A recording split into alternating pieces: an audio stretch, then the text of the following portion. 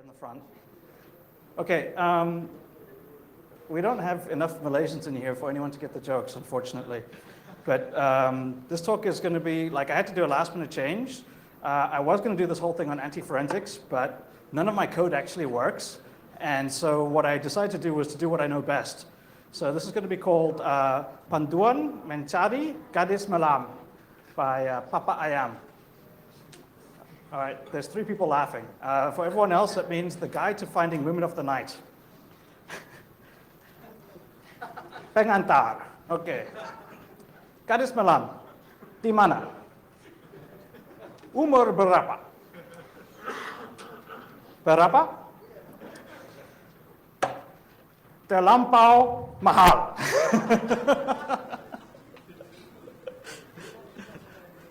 Okay.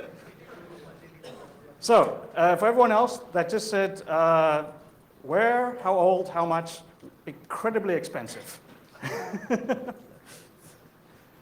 So, onto the actual presentation. It's called How the Leopard Hides His Spots, because I assumed everyone here from Malaysia is familiar with, classical colonial literature by Rudyard Kipling, right? Okay, so the idea is that this is a talk on anti-forensics specifically for the OS X platform. As it happened, I spent quite a lot of time working on application-level file format attacks. So a lot of this is actually cross-platform. Like, we'll spend some time looking at HFS-specific attacks, but also things we can do against, for example, SQLite. Briefly, an introduction of myself. My name is Grugq. I've been an anti-forensics researcher since 1999, which basically makes me the longest-running anti-forensics researcher in a field of about 2 people. I'm number 1. I basically work as an independent security researcher, which is the nice term for hacker, and I live in Thailand, so I'm quite close to here. So I'm not jet-lagged, unlike everyone else, which is awesome. A lot of people ask me why I do anti-forensics. Actually, the specific example I have for this is when I gave an earlier version of this talk, my old one on Unix, to a police conference. I had this very, very big, like 2-meter tall, shaved head guy with his name on his knuckles come up and say, like, I've got one question. I'm like, yes. He goes, why are you doing this? Police don't like it when you make their job difficult. They really hate it. And the problem, as I see it, is that forensics is actually an integral part of the information security lifecycle, right? From penetration testing, intrusion prevention, intrusion detection, incident response, forensics, it's all part of the security lifecycle. And as a result, it should be exposed to the same sorts of research as other parts of the security lifecycle, such as finding bugs in other pieces of software. So unless someone's doing this, then forensics is never actually going to catch up, and it's going to continue to remain vulnerable and insecure. The other thing is that it's still very much greenfield research. Like, if you're looking at doing buffer overflows on Windows, you may as well just spend your time reading everyone else's papers and following in their footsteps, because it's going to be really hard to do something new. But if you're doing anti-forensics, you basically just pick a platform, and anything you do is the first stuff that's ever been done on it. It's really easy. It's great. It's like kicking someone when they're down. Okay, so now, to get everyone on the same page, you get a 1-slide introduction to digital forensic analysis. Okay, the first thing to know is that forensics only exists within the context of an investigation. So anything that's like done to just look around doesn't count as forensics, right? Forensics only exists within the context of an investigation. You're responding to an incident. You're investigating that incident and then drawing some sort of conclusion. There's only about 3 things you need to do. You need to preserve the data in the original state. You need to extract all the evidentiary data possible from that snapshot of the original state, and then you need to present the evidence, right? Piece of piss. We're going to be looking at all of the things that happen at step 2, where you extract the evidentiary data from the snapshot. So let's look at that as anti-forensics. Anti-forensics gets a 2-slide introduction because it's a lot more complicated. Slide number 1, data is evidence, right? Everything that you can possibly do on a system leave some sort of trace behind, right? Everything that you do in some way creates data that needs to be removed or hidden, right? So your goal when doing anti-forensics is to reduce the quantity and quality of evidentiary data. And there's several different ways of doing that. So there's basically 3 types of strategy that you can employ. First off, we have data destruction, right? They can't find what isn't there. So if you destroy the data, there's nothing to be recovered and used against you in a court of law. What this comes down to is basically removing evidentiary data ex post facto, which means after the fact. I looked it up on Google. So the idea is that after you've done something that you're not very proud of, you get rid of the evidence completely by destroying absolutely everything. It's very difficult to do this in a subtle way. Like, it's very difficult to only remove part of a file system. Part of the reason for that is modern systems scatter data absolutely everywhere, right? When you download a file, there's like a cache. It might update the registry on a Windows machine. It'll be written to disk in multiple different locations. That will create directory entries. That will update inode times. Like, all sorts of things happen all over the place. And finding and tracking down each of these instances and reverting them to a state prior to the bad thing, that's actually incredibly difficult to do. So generally speaking, the scorched earth policy is the way to go. What that means is just fucking burn it all, right? Don't try and get rid of like only the dirty pictures you downloaded. Just destroy the hard disk. Get a hammer out, go at it. That's the way to do it. You like really doing proper data destruction is very difficult. Fortunately, in the real world, you don't actually have to do proper data destruction. You just need to do like just enough to make a forensics investigation difficult. So you don't need to destroy all evidence. You just need to make the evidence useless in a court of law. So demonstrating that it's been modified is generally sufficient. But like, we're hackers, so we're far cooler than that. So no data destruction for us, right? So that's strategy 1. Strategy 2, data hiding, right? If they can't see it, they can't find it. So we're going to stick our stuff somewhere they can't see it, where the sun don't shine. The idea is to store data outside of the scope of the investigator's tools. So if your data is stored beyond their visibility range, it's secure. The problem is it's only secure for a short period of time. Like, basically, you're dealing with bug death. So when you're exploiting a bug, you don't have an infinite period of time before that bug dies. It's just like everything else on the internet. The good thing is forensics is a very, very slow-moving field.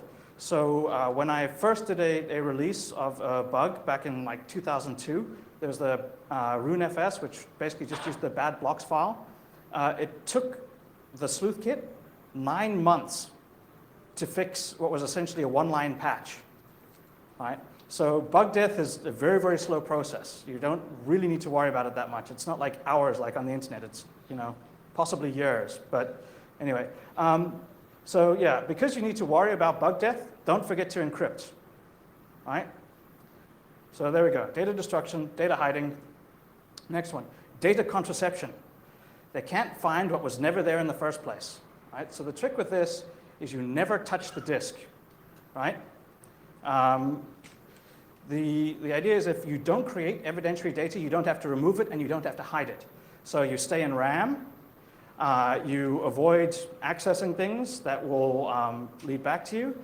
You avoid using tools which are custom made. You use tools which are generic so that it's very hard to create a profile. So it's very hard to trace you down to a specific individual. The problem with this is it's a real pain in the ass to do, particularly if you're drunk. So like, you really have to plan and be prepared. You can't just go out and like just start hacking whatever you feel like. You have to like, okay, today I'm going to be going after this. Like, here's the plan. You script everything out beforehand. You get your tools ready, and then you execute. And most people don't really do that. I wrote a tool to make it a lot easier by allowing you to script interactions with the command line. That tool is called Hash. You can download it from tacvoip.com. But generally speaking, like doing proper data contraception is very annoying, right? So those are the 3 strategies that you can employ. Now we're going to be looking at tactics, ways that we can actually implement them. We're only actually going to be looking at data hiding attacks because they're far sexier than the other ones. Like, data destruction is easy, you just destroy everything. Data contraception is hard and annoying, and I did it last year. And so let's do something that like involves like reading source code and finding bugs and writing code. So when we're looking at a good data hiding attack, there's only really 2 things we need to worry about. First of all, it has to be hidden, right? If it's not hidden, it's not a data hiding attack. You'd be surprised how much this foils people. I remember working with a guy who told me that his clever technique for hiding systems on Unix was to put a dot in front of the name. It actually worked. That's the sad thing. But like when we do pen tests and we find rootkits, we find that they usually don't even bother with the dot. They just pick a home directory for someone who hasn't logged in for a year and stuff all their stuff in there. No one cares. All right? So we're not that blatant. We want to do something clever. We're going to go for a hidden attack. The other thing is we want it to be robust, which means that when we put our data in there, when we come back to pull it out, it shouldn't have changed and be destroyed or gone lost. All right? So we don't want our data to vanish. If we wanted our data to vanish, we would use a data destruction attack, right? So what we're going to be looking at specifically is ways of exploiting structured storage bugs. Structured storage is pretty fundamental to computers. Everyone's intimately familiar with all sorts of structured storage approaches. Yes? I can just skip the next section. Okay, what the hell? There's one person in the audience who says I should go for it. Okay, so the first sort of structured storage we're going to look at is file systems. File systems are basically a way of pairing user data with names. That's all they do. The way that they implement it is a bit more complicated. So the idea is that you take a discrete stream of data and you associate a human-readable name with it. And then you can create a path with a number of these names and you get to that specific piece of data, right? That's all it does. The way that it implements it on disk is what we're going to be spending most of our time looking at. There's two types of data within the file system. There's data which we completely ignore because data belongs to the user and it changes all the time. And then there's metadata. Metadata is used to organize the file system, right? To organize the internal structure of that structured storage medium. And that's what we're going to be looking at. So file systems, this is another one. File systems basically provide an operating system level of CRUD, which is create, read, update, delete. Obviously, right? I'll take that blank stare as a yes. Okay. Files have basically 4 critical components. All sorts of files use different names for them, but the file systems basically break down into only 4 types of objects, right? There's a header, which basically tells you the global layout and properties of that file system. That has to be at a fixed location so you can find it. Anything else can be created dynamically, but you have to be able to find the header, right? Then you have a block. A block is just a discrete chunk of data. It's going to be the lowest atomic addressable component of that file system, right? Then you have a node. A node is a collection of metadata for a single file plus one or more block streams, so a block stream is basically an ordered series of blocks containing data, right? So you've got your block list, you've got your node, and then you have a map. So what a map does is it takes a name and it pairs it with a node, right? So to make this concrete, I'll give everyone examples from NTFS because you are all intimately familiar with the internal structure of the NTFS file system, right? Once again, the blank stare of affirmation. Okay, so the header on an NTFS system is called the boot block for historical reasons. A block is called a cluster.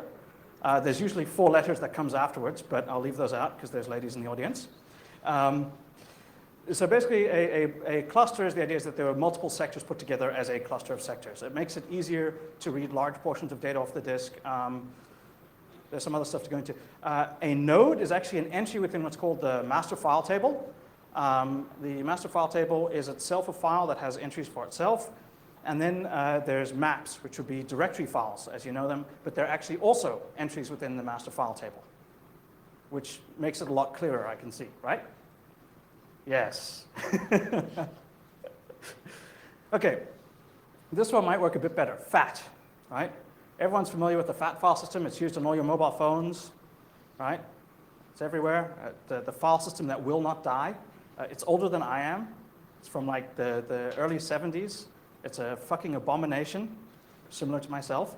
But the idea is that there's this boot block which describes the entire file system, and that's the first sector of the disk. A block is once again called a cluster. A node is a directory entry. So inside a directory file, there's actually additional metadata associated with that file name. And then there's a FAT chain, which is within the FAT table itself. There's a chain of blocks, which creates the block list for user data. And then finally, your map is itself a directory file, right? So now everyone is very, very comfortable with the idea of a directory, block, node, map. I've given you like a couple of examples that you're all drawing on your vast resources of low-level disk hacking. Okay, never mind. So let's just talk about like how does one go about doing a data hiding attack against structured storage? It's very simple. Basically, you need to allocate space where you're going to put your data.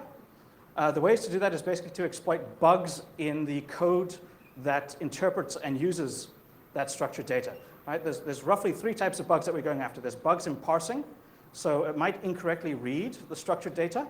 There's bugs in interpretation, so it might incorrectly interpret the structured data on the disk. And also there are bugs in presentation. So when it takes that data and presents it to the user in a forensics tool, it might inaccurately show the contents of what they're looking at. Right? So once you've allocated that space, you need to inject data into that. How do you do that? Very simple. Fisting.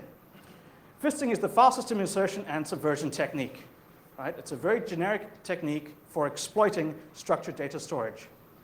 Basically, all you need to do to fist is you find a hole and you fist it.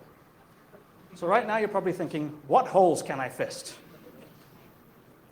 Well, first you need to find a fist-sized hole. Generally speaking, these things that you're looking for are special files within a file system. So they're files that have implicit readings that are dealt with implicitly rather than explicitly. You look for slack space. Usually there's ways to allocate slack space or to gain additional slack space within metadata structures. And the best part is slack space is inaccessible from user land, and it's actually frequently inaccessible from forensics tools as well. And then finally we have reserved portions of metadata structure. And the thing to remember is reserved means reserved for hacker use only. So anytime you see reserved in a metadata structure, you can put your data there. Go ahead and fist it. No one's going to notice. Okay, so forensics tool bugs that we care about are, generally speaking, they're related to incomplete or ignorant implementations. So the guys who put together the file system parsing code for forensics tools are, generally speaking, idiots.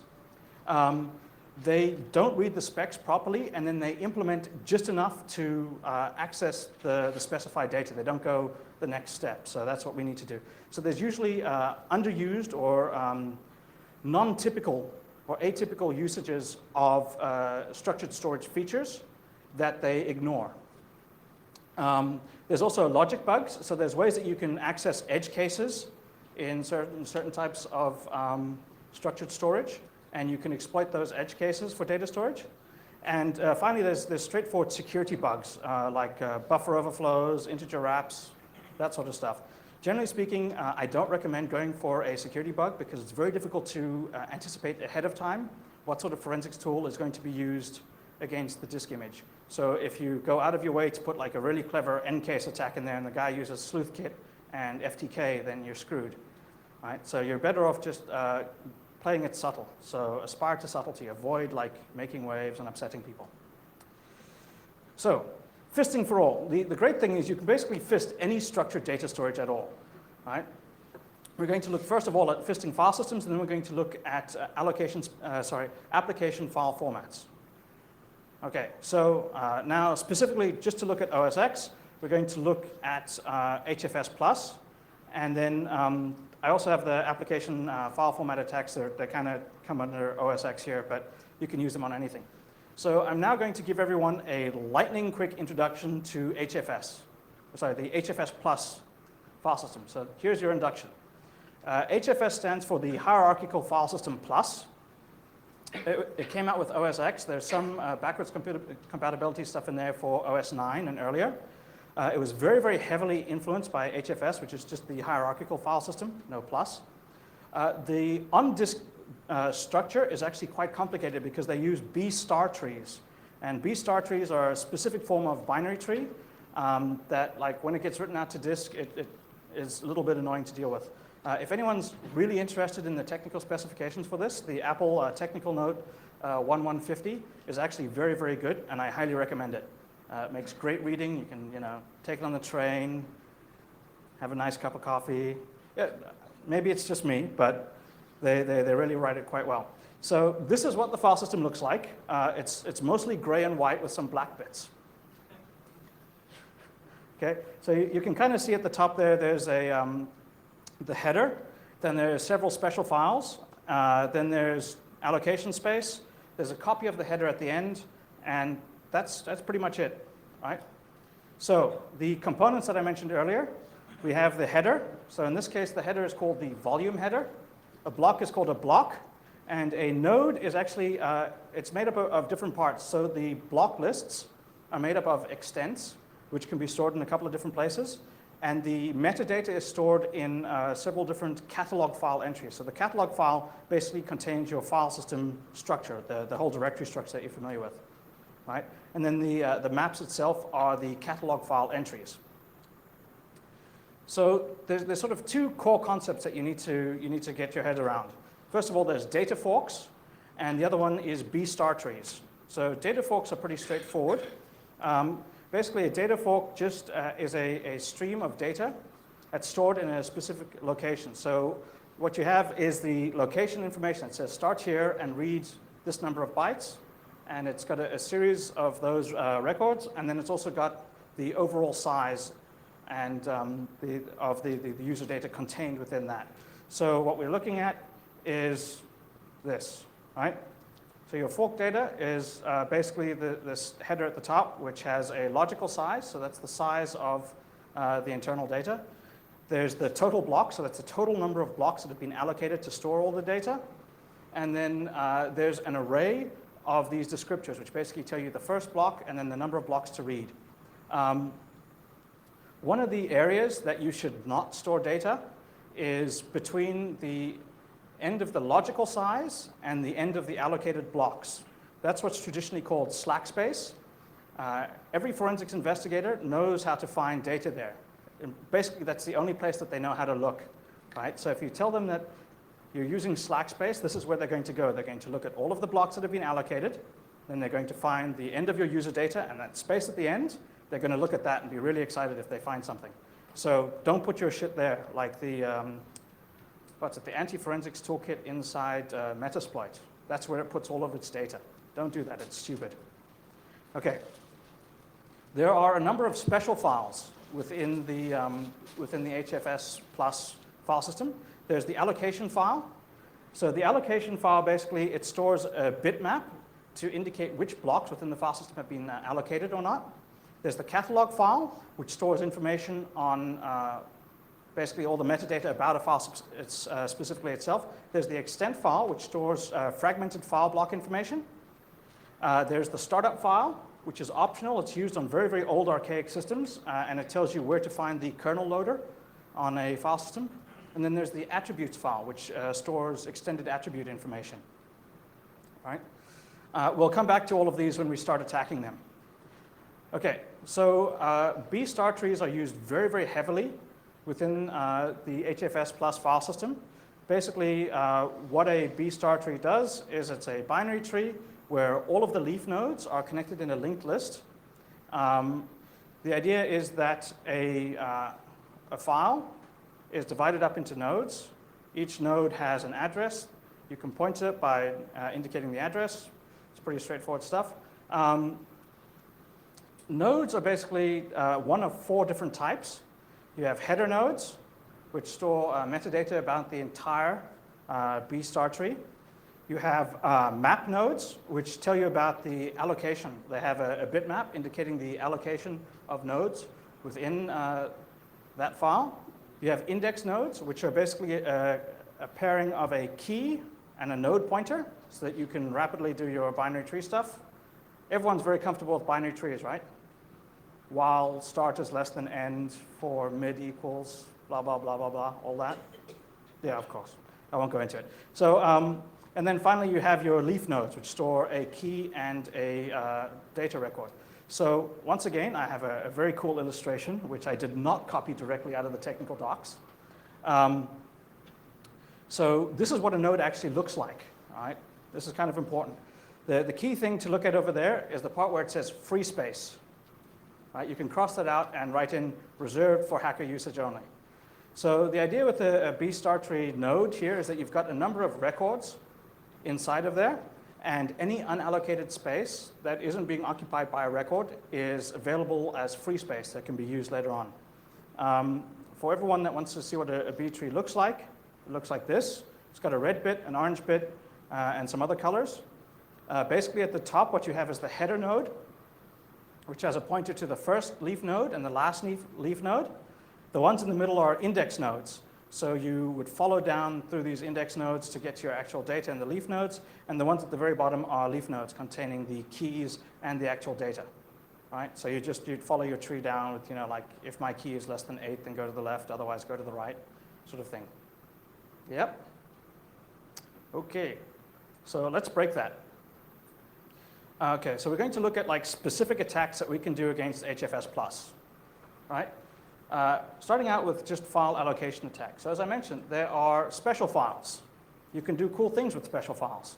So one of them is there's a special file called the bad blocks file. The bad blocks file exists to allocate blocks which contain bad sectors and prevent them from being used by user data. So you go to the extents file and you mark extents that hold bad blocks as belonging to the file number 5. CNID is catalog node ID. So any extent that's owed by catalog node ID 5 is not flagged by the file system checker, and it's basically ignored by forensics tools because, once again, the old like bad blocks trick, it's the oldest one in the book, and it still works, particularly on HFS+. But this is like way too lame for us. Like, it's very, very obvious. We're not going to do it. So there's also, as I mentioned, there's the startup file. Once again, the startup file is used on very, very archaic systems. The idea is that if you have a bootloader and it needs to load the kernel, you don't want to have to go and write the entire HFS+ file system into that bootloader. So you load the kernel, you put it in like a specific location, and you write your bootloader to be able to read just this one file and then to be able to go there itself. It makes it a lot easier. No one actually uses this because it's fucking ancient. So what you have instead is a zero-length startup file which is ignored by everything. What can you do? Well, it doesn't have to be zero-length. It can be an arbitrary size. So you simply take the startup file, you allocate space for it, and you put your data in there. Done. Similarly, you can do this with the allocation file, in which the allocation file has space that's been allocated for the bitmap, and the kernel will not actually look beyond the last element of that bitmap. But there's nothing that tests that the size of the allocation file is exactly the right size to store that bitmap. So you can increase the size of the allocation file and put your data at the end there. I mentioned that there was some backwards compatibility. One of the things that happens is older Mac OS 9 systems wouldn't be able to access an HFS+ drive. So what they did is they put the HFS+ drive inside an HFS file system. It's called an HFS wrapper. So you can actually have your HFS file system embedded inside an HFS file system, right? Got that? HFS file system inside HFS+. Everyone looks at the HFS+. But you actually have two file systems that you can do stuff with. So the HFS wrapper you can actually use for data storage yourself. So you can allocate additional space within the HFS wrapper, particularly at the end of the bad blocks file. So the embedded HFS+ volume is marked as bad blocks within HFS, within the outer wrapper. You can extend the size of the bad blocks file and then use the slack space at the end. Right? Very straightforward stuff. This will work probably for the next few years because even if you tell them what's wrong with forensics tools, they don't fix them. Right? It's not like part of their business to fix problems. It's only to like come out with new features and stuff. Okay, so those are attacks that we can do against allocation files. I haven't implemented them yet because it's actually really, really irritating to do allocation with all of the B trees. I've spent most of my time implementing my B tree code. So attacks that we can do against the binary trees themselves. These are much more interesting because an allocation attack where you basically take a file that should have 0 length and you make it non-zero is very, very easy to detect, right? If you have a startup file that's not 0 length, maybe there's something in there that's a bit weird and you can look into it. If you have a large number of bad blocks, maybe you want to look at those, right? These are not subtle. This stuff's a bit better. So one of the things that you can do is a B tree has a special type of node called a map node, which once again, it contains a bitmap to indicate which nodes within that B tree have been allocated. There is nothing that says the number of map nodes has to be exactly the right number to hold a bitmap that fits the entire tree. You can extend the number of maps, you can add new map nodes, and use those maps for data storage. Right? So you can add map nodes at the end of the linked list, and they're not going to be accessed by the kernel because they would indicate bits, or basically they would indicate nodes that go beyond the end of the file. So they're outside the scope of that B tree. Nothing to worry about. This is very, very easy to implement, but for some reason my code doesn't work. So this demo gets skipped. No complaints there, right? Okay. Next up, there's actually, as I mentioned, there's free space inside nodes. You can actually do data storage inside that free space. Once again, my code doesn't work. So we're going to skip this demo. But what I can show you is how it mostly works up until the point that it gets written to disk, when it stops working. Which, it drove me nuts. I've spent an hour working on it, and it gets all the way, at the very, very lowest layer I have, I can see the buffers that are supposedly getting written to disk, and they contain all the data. And then when I read it back in, the data is gone. So I'm going to lodge a complaint with Apple saying that there's something wrong with their disk driver that erases my data hiding attack before it gets down to the disk. I'm pretty sure that's the only possible explanation at this point. So let's look at something else. We're going to look at how we can use Unicode. There's Unicode bugs that we can exploit, and we can actually do data storage inside Unicode strings. Everyone's very excited by this, I can tell. Yay, UTF-16. All right, you people suck. Okay, so what we're going to be looking at is zero-width Unicode glyphs. Basically, a glyph is something that gets displayed to the screen or advances the cursor on the screen. Right? UTF-16 has what are like non-glyph characters. They occupy space within a UTF-16 stream, but they don't display any glyphs when they're printed to the screen, and they don't actually cause the cursor to move. So they're essentially invisible. And we only need two of those. So the first one we have is the null character, which is basically all zeros. And the other one is what we have is the zero width space. It's a space that occupies zero width. Right? Since we've got two, that gives us what? 1 and 0, right? So now we can do data storage by converting our bytes into chunks of Unicode characters, right? So we actually now have a way of converting a stream of bytes into a stream of zero-width Unicode characters. How awesome is that? Very awesome, correct. Okay, so the cool thing about this is mostly what happens is UTF-16 gets converted to UTF-8 on the way back. So it will be read up as UTF-16 off the disk, and then it will get converted to UTF-8 to be displayed on a screen. And the awesome thing is the way that the null character over here gets converted into UTF-8 is it becomes a null terminator, which means your null character actually terminates your UTF-8 string, which means all of the rest of the data is now invisible completely, it vanishes in the conversion process itself, right? So you can actually hide data in a file system by converting your data to invisible UTF-16 characters, appending them to the names of, appending them to file names. So you'll have a file name that's 2 characters plus 200 characters of UTF-16 data. When the forensics investigator comes by trying to look at where all this stuff is, he will read up the file name, convert it to UTF-8, which strips out all of your data, and then start looking inside the contents of that file for your data, when his tool has already basically erased the data for you, right? So it's data that would get printed to the screen. It's incredibly ironic, yes?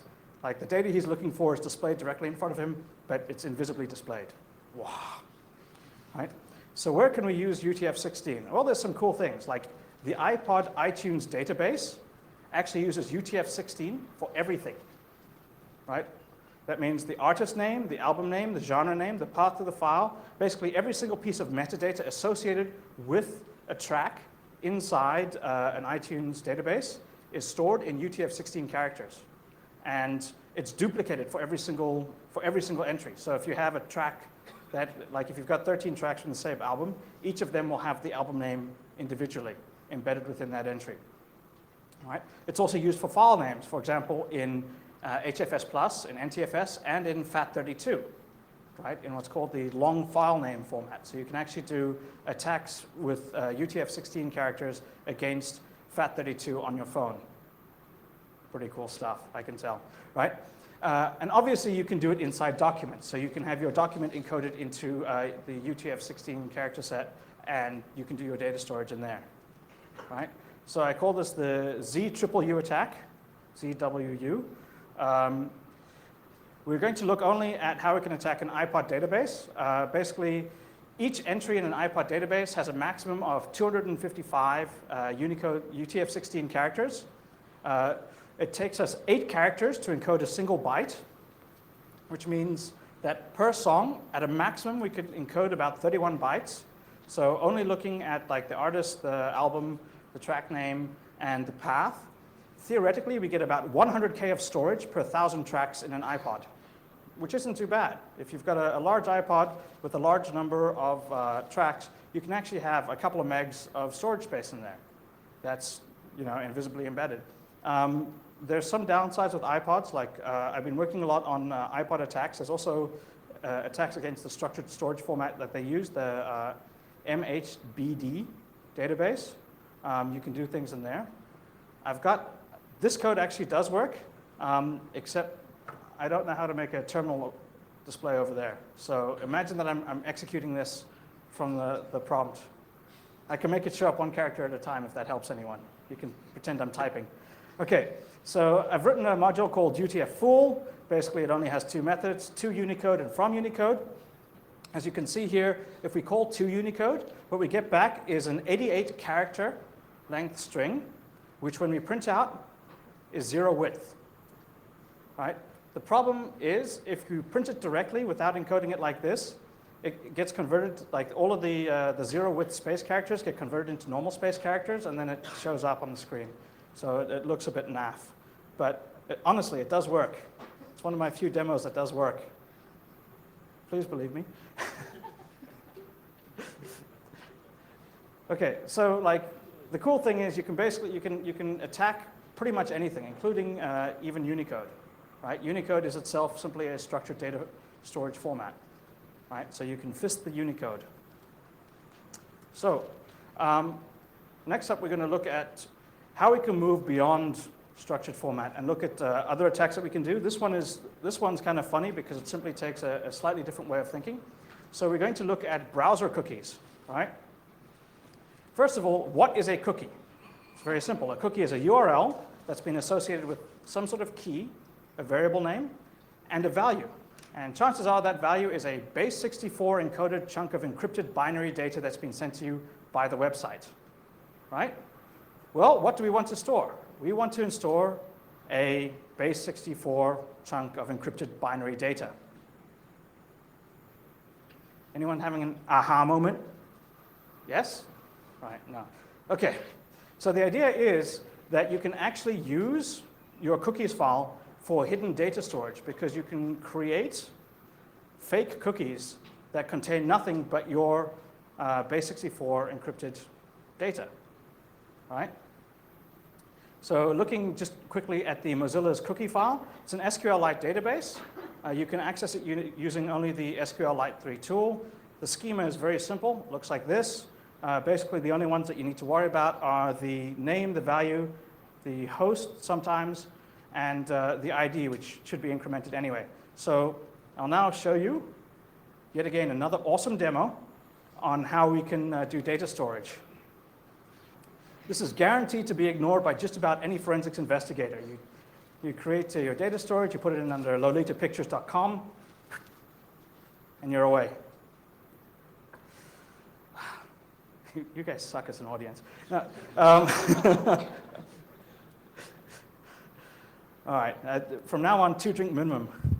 Okay, so like rather than storing our stuff inside the cookies file, which is a bit lame, oh yeah, one of the other things that you can do, right, I forgot to put this slide in here, but basically you can take the Mozilla cookies file and you can create your own table. And then you can do your data storage directly in that table, right? So you can do create table, my hidden secret data, you know, with a text value, and then put your stuff in there. When a forensics tool comes along, what they're going to do is they're going to open that up, they're going to go to the Moz cookies table and dump all of the data out of the Moz cookies table and then close it, right? They're not going to look at all of the tables that have been defined for that particular database because the people who implement these tools are fucking stupid. So we can do really, really simple things like that, and we're going to get away with it. But let's do something cooler. So what we're going to look at is the SQLite file format. SQLite, once again, structured data storage. All SQLite does is it takes a file, it divides that file up into pages.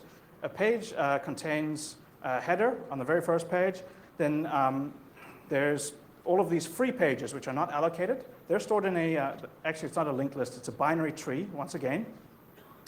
But basically, all of the free pages are stored in a tree, and you can store your data inside those free pages, which we will do.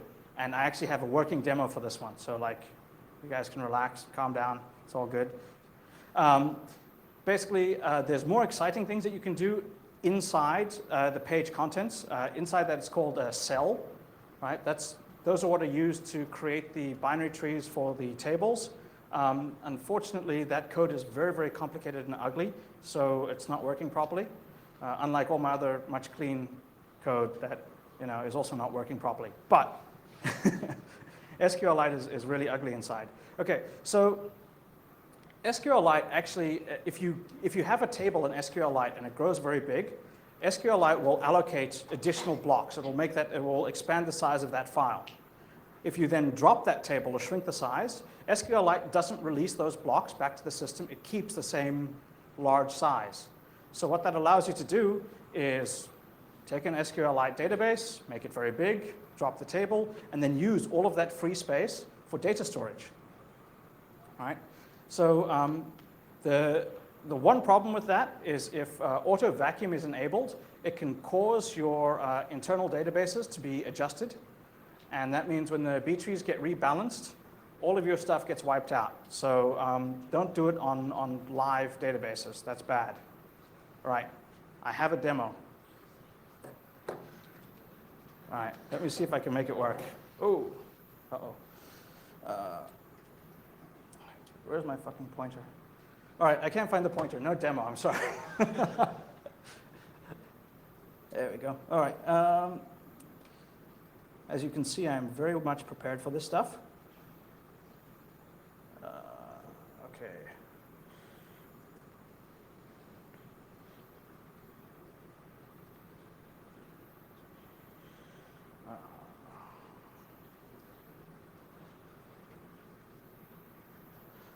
All right, there should be some setting to like mirror stuff, but whatever. Okay, so here's my like really awesome terminal. And what we're going to do is run Python, squeeze, and try and remember the command line options that it takes. Okay, projects, anti-forensics, SQL, Lite, yes. Cookies DB, etc password. So what this is going to do is erase my etc password file, overwrite a portion of my disk, and crash horribly. Or not. Okay, so in theory now what we have is a cookies.sqlite file, which has my etc password stored inside. And we can probably do strings and see if I've been going to naughty sites. Projects, anti-forensics, SQLite, cookies.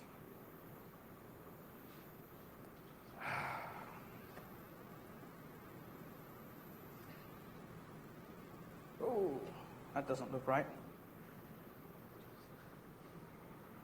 All right, there's all of that stuff. You know what? I just remembered, I'm an idiot. Okay, so what happened is rather than modifying the existing database, I create a new database called test.sqlite, which you can see here. And it's just being created now, honestly. Here's one I prepared earlier. If we run SQLEs, come on, with just this as the input, it will print out the contents. Right? So RM, run it from scratch. Right?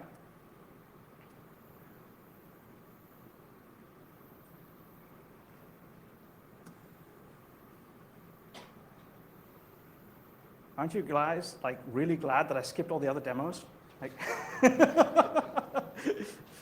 you would have got to see this multiple times. All right, so there you go. Pretty riveting stuff, I can tell, huh? All right. So basically what that attack is doing is it is injecting data into the free space within the SQLite file. Anyone doing forensic analysis on SQLite is going to have a significant disadvantage in this case because there are no forensics tools for SQLite, right? Which basically brings us to the conclusion, the future of anti-forensics is out of the file system into the files, right? File systems are known. There's only a few different implementations that you can go after, and it's possible for people to figure out the bugs and fix them. File formats, on the other hand, are pretty much a mystery. Right? You can take an existing closed source application on Windows, reverse engineer the file format that it uses for storage, do your attack against that, and it will never be found ever. Right? Basically, attacking file systems is old hat these days. It's not the place to go after anymore. You want to move into the application space. Once you're at the application space, it's a lot easier to do data storage.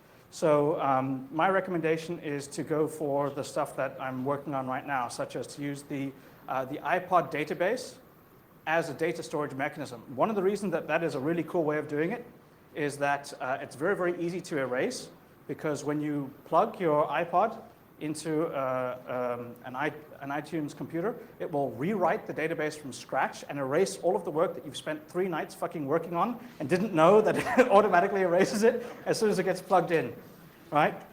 Which is a great feature for data destruction because you can sit there, you see the cops coming, you plug your iPod in, bang, data gone. God damn it. So essentially, the idea that I'm suggesting to everyone is from these days on, you should really focus on data contraception attacks. So how you can stay in RAM longer, the less things that you can do to actually interact with the computer, the better. And also move into the application space. Go after file formats. They're much, much more exciting than going after file systems. Right. Questions? Yo. How many kernel panics did you trigger on OS X while you were messing around with it? I didn't trigger any. Yeah, I didn't do it on my main disk because I'm not that dumb. I learned this one when I used to do all my stuff on Linux. I only had to rewrite my source code twice from scratch. So, but no, like the thing is, file system code is actually very, very poorly written because the assumption is always made that the only person who's writing to the file system is the kernel. And since you're writing the code for the kernel, you can assume that anything that you read back is something that you wrote, right? So they don't do a lot of error checking. I think they got hammered heavily with this like a year or two ago when there was that like all the month of fucking Wangfest stuff. But basically, like the HFS plus code isn't that bad. Like it's kind of elegant. Most of the attacks that I've been doing, like I don't fuck up pointers that badly. Like I just like I have right now that I write stuff out, something flushes over it, and my data vanishes in between, and it's very frustrating. But yeah. Any other questions? Nope. So there's no. I'm curious about the application of these kinds of attacks. So let's say you were dealing with illegal photography, using a technique like this to no comment. Like a bit. But like, what would your interface be? Because you're putting the data in, you need to pull it out, right? If you're Yes, see, like there's bootstrapping, there's significant bootstrapping problems, right? So you need to have a tool that allows you to access your hidden data store. But that tool cannot be hidden itself, otherwise you can't access your hidden data store. And if that tool isn't hidden, then it's basically like leaving the keys out next to the safe, right? Like no one can get in unless they know to look underneath the flower pot next to the front door, that sort of thing. So there are problems with that. Most of the anti-forensics, as I understand it, is useful primarily as a post break-in. So you break into a box, and then you need to clean up to make sure that there's less evidence that can be used against you or used to track you down.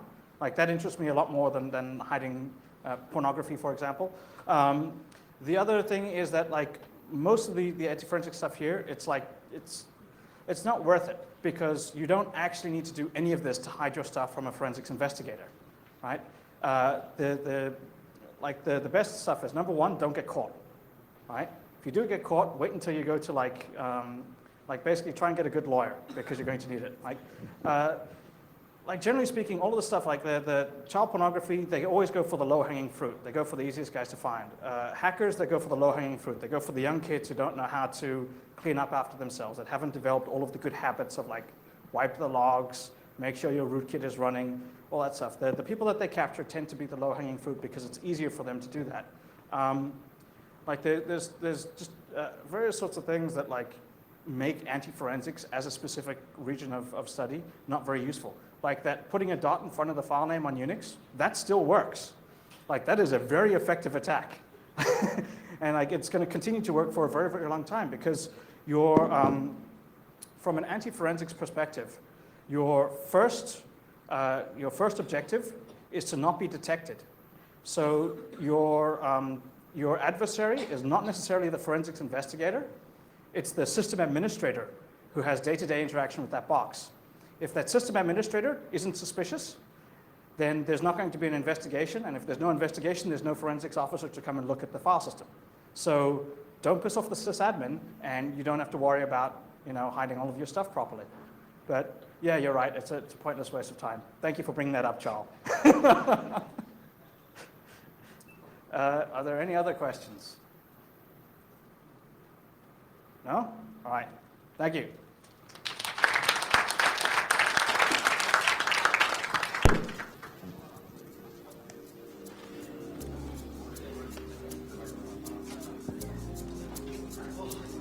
Thank you everybody for attending day one of our conference. The Pirate Bay's talk will start at